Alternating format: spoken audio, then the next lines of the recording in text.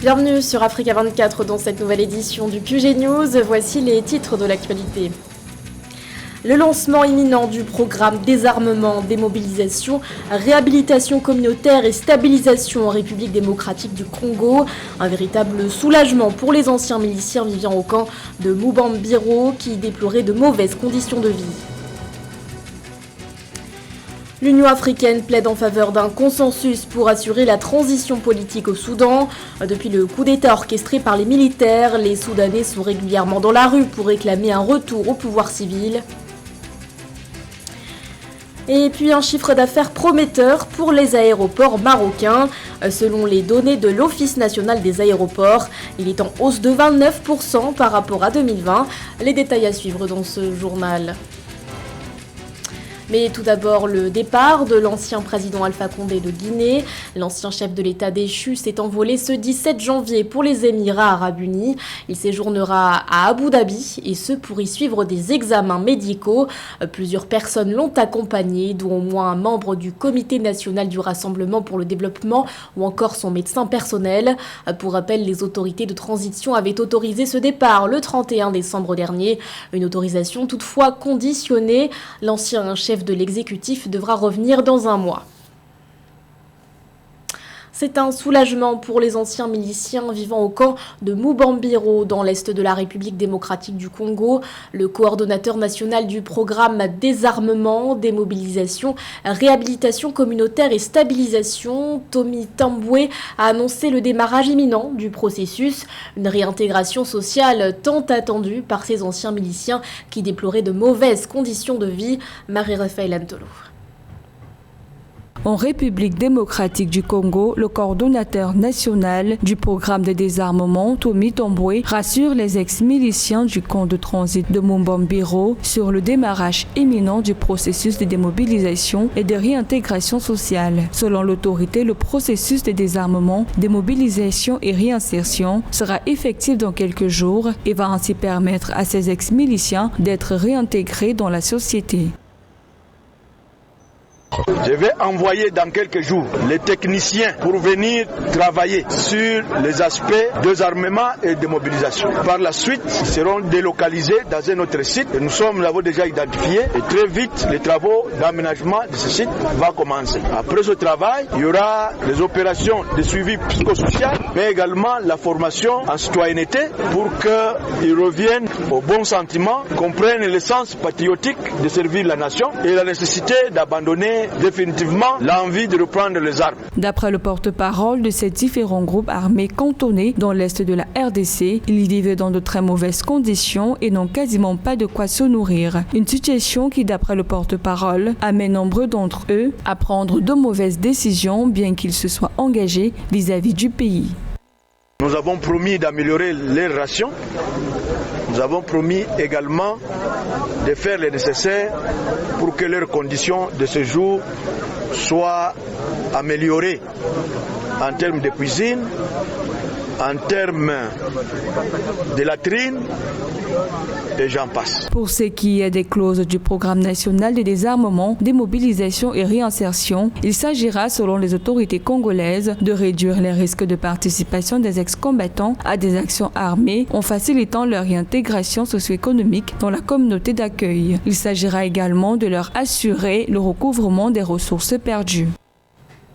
La tension reste palpable au Soudan depuis le coup de force des militaires mené le 25 octobre 2021. Une situation qui inquiète dans les rangs de l'Union africaine. Le 15 janvier dernier, l'organisation a réaffirmé sa volonté de travailler avec toutes les forces vives de la nation pour assurer la transition politique du pays. Pour ce faire, l'UA se dit ainsi favorable à un consensus entre tous les partis politiques. Joël Ballot.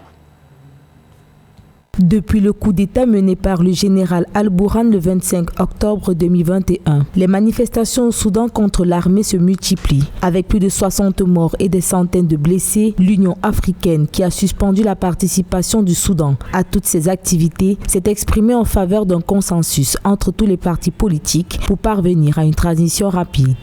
Si l'Union africaine demande alors un consensus politique, évidemment, des acteurs qui interviennent dans le système politique soudanais, on peut déjà comprendre que dans le cadre de l'agenda politique de médiation internationale, envisagé par l'Union africaine, c'est ramener la classe politique soudanaise à pouvoir proposer sincèrement un Premier ministre. Car la classe politique soudanaise est unanime sur une seule question, c'est le départ actuel du général Al-Bourhan.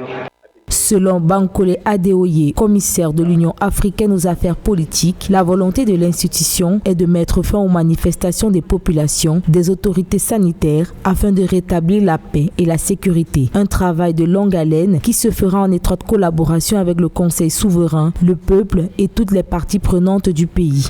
Les forces de sécurité rentrent dans les hôpitaux à la recherche de manifestants blessés pour les arrêter et ils arrêtent même le personnel soignant. C'est arrivé le 25 décembre 2021. Ils sont entrés dans un hôpital, ont battu le personnel, des patients, puis ils les ont insultés. Ils les menaçaient pour leur faire peur et pour qu'ils arrêtent de soigner les manifestants. Les rencontres autour de la sortie de crise politique actuelle et du rôle de l'Union africaine pour la régler s'intensifient. La coalition qui soutient les putschistes a souligné la nécessité de former un gouvernement intérimaire pour administrer le pays jusqu'à ce qu'un accord soit trouvé avec les groupes de forces pour la liberté et le changement.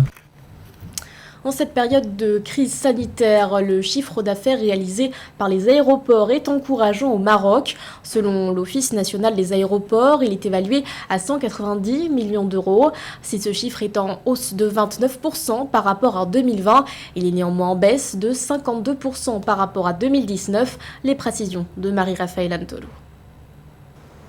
Au Maroc, les chiffres d'affaires des aéroports nationaux s'établissent à 217 millions de dollars selon les données de l'Office national des aéroports. D'après l'Office, les chiffres d'affaires sont en hausse de 29% par rapport à 2020 et en baisse de 52% comparé à l'année 2019.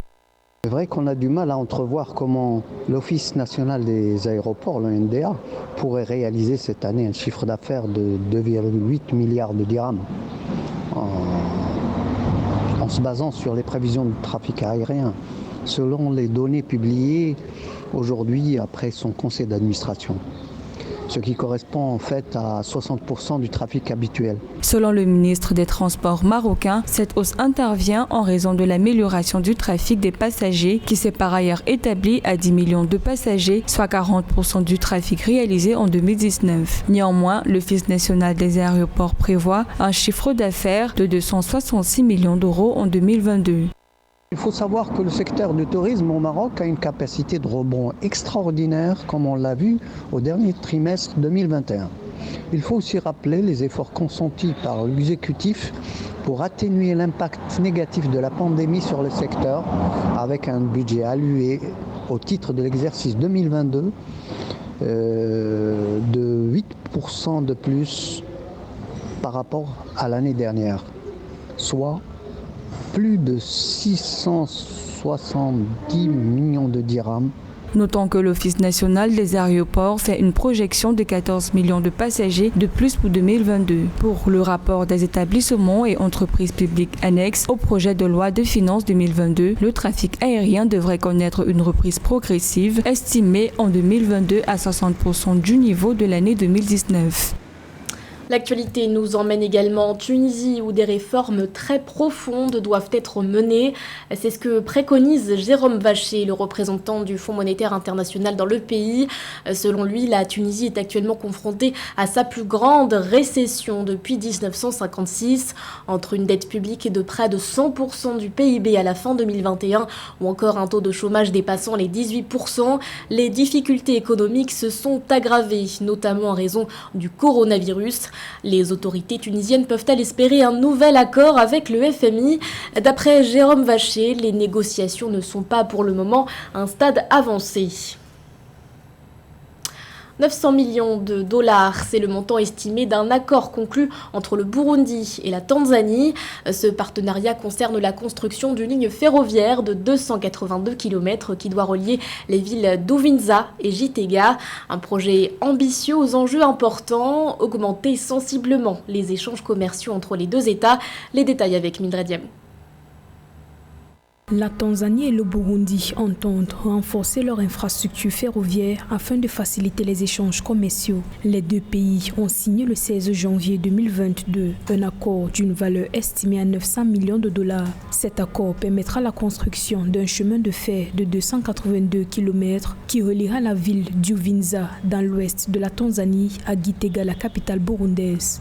Ce projet de réseau ferroviaire s'inscrit dans la stratégie du gouvernement tanzanien destiné à désenclaver plusieurs pays voisins tels que le Burundi et la Zambie. Cette ligne ferroviaire qui relie la Tanzanie au Burundi va sans doute faciliter le désenclavement du Burundi tout en dopant ses exportations minières et aussi à renforcer davantage les échanges entre la Tanzanie et les autres pays voisins. Cette ligne ferroviaire va stimuler le trafic de marchandises et de passagers entre les deux nations est-africaines et les 4 autres États membres de la communauté d'Afrique de l'Est, à savoir le Kenya, le Rwanda, le Soudan du Sud et l'Ouganda. Elle permettra également de parvenir à une intégration économique. Avec ses ports maritimes massifs, la Tanzanie constitue un lien commercial essentiel pour les pays voisins enclavés comme le Burundi et la République démocratique du Congo. Ce projet de chemin de fer va aussi sans doute renforcer l'intégration économique de l'Afrique australe tout en réduisant l'influence économique de l'Afrique du Sud sur les pays de la zone. Le trafic de marchandises à destination du Burundi passant par le port tanzanien de Dar es Salaam est estimé à environ 476 809 tonnes par an. Notons que la Tanzanie construit actuellement une voie ferrée de 1637 km devant relier le port de Dar es Salaam à des pays voisins dont le Rwanda et la République démocratique du Congo. Dans le reste de l'actualité, 101 485, c'est le nombre de passagers ayant voyagé à bord du train express régional au Sénégal. Un recensement effectué entre le 29 décembre, date du début de la gratuité du service, et le 16 janvier. Ces chiffres dévoilés par Frédéric Bardonnet, directeur général de la société d'exploitation maintenance du TER de Dakar, témoignent du succès de l'opération selon lui. L'objectif initial était d'atteindre les 250 000 passagers. Pour rappel, l'inauguration du TER s'est déroulée le 27 décembre dernier, et ce après 5 années de travaux. Ce journal a été réalisé par l'ensemble de la rédaction. Merci de votre fidélité. L'actualité continue sur Africa 24.